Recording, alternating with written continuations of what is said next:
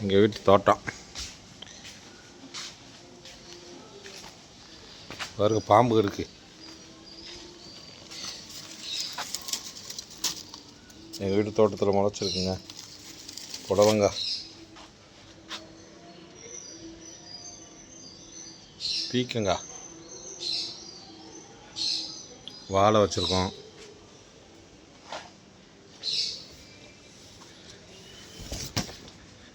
எலுமிச்சங்கன்று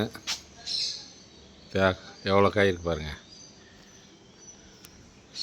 இது எங்கள் வீட்டில் ஒரு 20-25 ஆண்டு காலமாக இருக்குதுங்க. முருங்கை மரம், இந்த மரத்தை பார்த்தாலே தெரியுதுங்களா, எத்தனை தடவை வெட்டி விட்டாலும் முளைச்சிரும், சூப்பராக இருக்கும். அதுக்கடுத்து கொய்யா மரம் வச்சுருக்கோம்.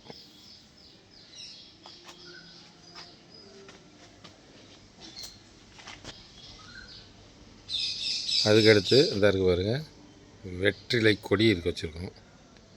கருவேப்பிலை மரம் இருக்குது, வாழை, மணி பிளான்ட்டு,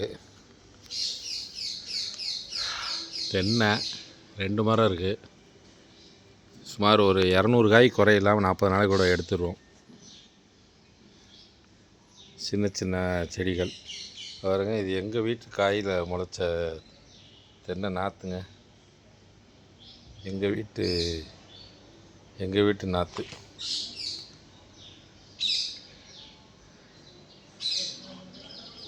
அது மாதிரி உங்கள் வீட்டில் தோட்டம் இருந்தால் என்ன வச்சுருக்கீங்க, ஏது வச்சுருக்கீங்கன்னு சொல்லுங்கள். கத்தாழை, கறிவேப்பிலை,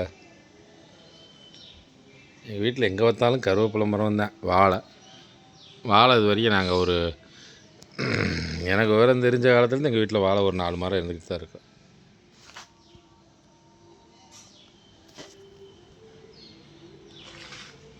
நன்றி நண்பா.